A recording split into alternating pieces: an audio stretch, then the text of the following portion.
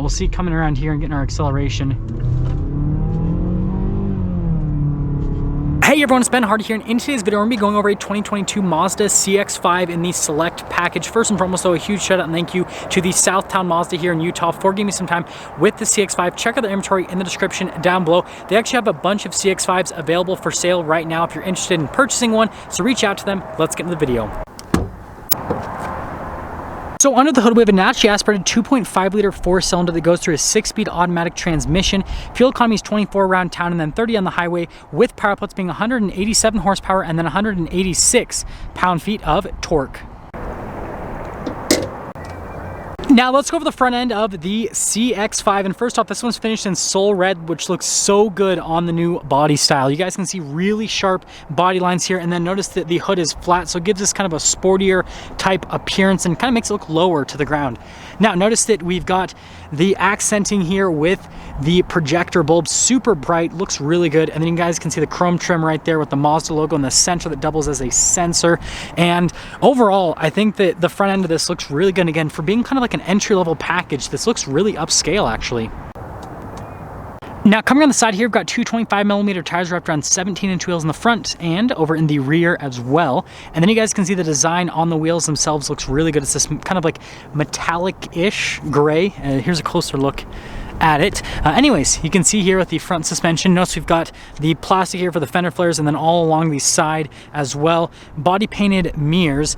And here's our full side view. Notice the chrome trim here on the bottom portion of the windows. I think that definitely adds to the flair. Now here's our key fob. We have the lock, the unlock, and then also the little hazard light button right there. So pretty straightforward, Mazda logo, all that fun stuff. And going from that here to the back, if we open it up, you just have to open it up yourself. It is hydraulic, but popping here into the rear, first off, got over floor mats, and then pull this little latch. We got the spare tire underneath that portion right there. And you guys can see storage space, super solid here in the back. And once you're done, you've got this that you can throw it down, which works pretty well. Now finishing things up here in the rear, you guys can see the taillights, which of course just shut off as soon as we're about to talk about them, but I love the new design here on the taillights. I think it looks really sharp, and you got all of your regular badges here on the back. We've got the dual outlet exhaust tips, which make it look a little bit sportier, and other than that, there's kind of like your view on the back. Now here's a door panel in the rear. You guys can see you've got the stitching here at the top, and then you've got the padding down below where you're actually going to rest your arm, and then you guys can see the trim there around the window control. And then here are the seats, which I am absolutely in love with. You guys can see the padding here, and then notice I've got the inserts here on the seats, which just have this really sporty appearance, and they remind me of the seats in the Mazda Miata Club, where you can basically switch out for the Recaro seats. They have a super similar appearance to them, and so yeah, I'm a huge fan. Anyways, popping in, here is legroom. You guys can see headroom as well. Got a couple of vents right here, and then this pulls down to be an armrest, some cup holders, and then some extra storage with a USB, a couple of USBs actually. Anyways, let's head to the front. Now here's the door panel at the front. Again, we've got the stitching here at the top and then the padding down below. All of our window controls right here with the mirror adjustments. The mirrors do have blind spot monitoring. And then here are the seats at the front. Again, have that same cool design, and they just look really sporty overall. Got your power adjustments. Pedals just down below. We've got the hood latch release and then the gas cap release as well. You've got your hill climb assist, right? And we've got your lane departure assistance. This basically is just for general off-roading. I'll show you guys in a second, but not really, but kind of. Anyways, let's hop in.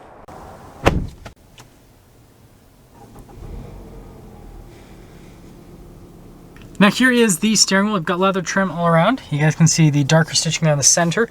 We do have adaptive cruise control. You guys can see we've got the information control, volume control, all that fun stuff. We have our turn signal / light stock, windshield wiper stock, and that's all for the steering wheel. Now here is the center gauge cluster. You guys can see that you've got the 3 separate gauges, which again lends to a really unique aesthetic. And then you've got a couple different menus you can scroll through there on the side of that gauge. And then again, like I said, there's kind of like that off-road mode, which pops up right there. So if you're in off-roading circumstances, just pop her on and the rest will be taken care of. So here's the center infotainment system. First off, if we pop it into reverse, we do have a backup camera. You guys can see resolution on the camera is really solid. And moving on from that to the rest of the infotainment system. So first off, it is not a touchscreen, as you guys can see. You control everything with a dial, basically, and it's actually really easy to use. So I don't think this one is equipped with navigation, but like you can press the navigation right there, and at least it shows this right here, so we can see our elevation and all that fun stuff.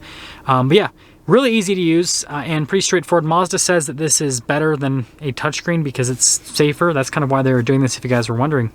Down below here, we've got our analog controls for the climate control system. We also have heated seats, dual zone climate, and then you guys can see we've got some extra storage right here. Shifter for that 6-speed automatic with our sport mode, which will also pop here in the center, like that. Controls here for that infotainment system. We've got a couple cup holders, and then you guys can see the center console setup. And then you got really nice trim here, and then also again on the dash, and then you can see the glove box right there. And then we have a lighter colored headliner, no sunroof or anything like that. Pretty straightforward. So there's quite a bit of glare, so you guys probably can't see the window sticker. Let me see if opening the door helps, because sometimes it does. Nope, not this time. But anyways, you guys can see there's a few options added to this particular one. So you got the base MSRP, a few options added. And then you guys can see the total MSRP there, $29,720. And let's take it out and see how it drives.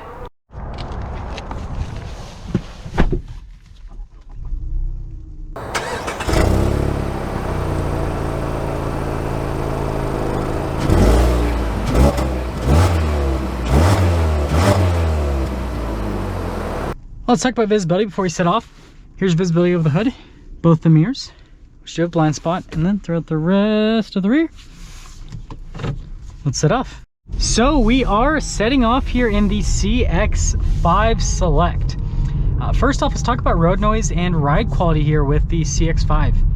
So first off, from a ride quality perspective, really nice for this segment of SUV. So this kind of competes against, like, you know, Toyota RAV4, Honda CR-V. It seems like that's what people compare this to the most when they're cross shopping. You know, a little bit with what, Jeep Cherokee and the Jeep Compass kind of as well.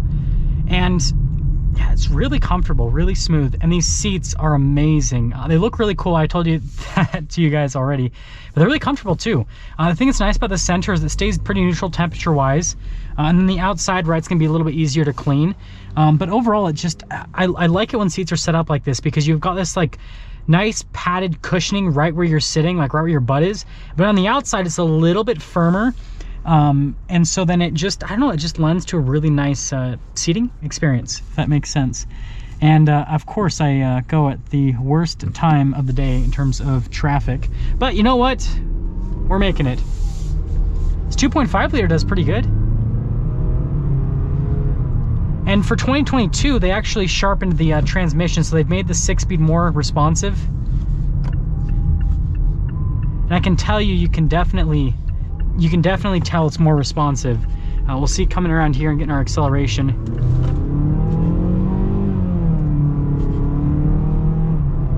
Yeah, definitely more responsive than it was before. Yeah, so really good. I mean, yeah, it's a 6-speed automatic, so it's not the most modern transmission, but for what it is, it does a really good job, and it's super smooth with the shifting. That's one of the things that's a huge plus, is that it's just very, very smooth from gear shift to gear shift. And I guess that'll kind of get me into starting to sum things up here with this CX-5. So I guess this isn't technically like a base model, but like this is more of an entry-level package for the CX-5, and it's very nice. I am extremely impressed. I have actually never reviewed a lower down package on the CX-5. Most of the CX-5s I reviewed have been, you know, more loaded up versions, right? But I'm trying to review more packages for the channel. And this is a really good value. So you're getting a very good responsive engine. It's got decent power. Acceleration's great. The new transmission tuning helps out quite a bit. And then you have this interior that feels very nice and upscale. I mean, think about this for a second. This is less than $30,000. This is $27,000, and it has these really cool, nice looking seats. It's got, you know, nice stuff here on the dash. It has this like luxury feel to it, and it's very affordable.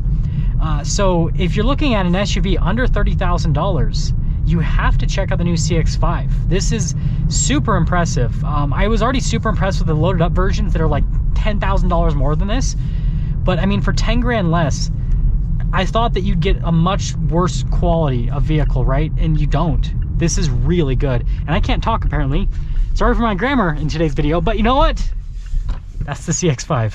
Now let's get some things up for our video on this 2022 Mazda CX-5. Again, a huge shout out and thank you to the Southtown Mazda here in Utah for giving me some time with the CX-5. Check out the inventory in the description down below. I'll see all of you in that next video.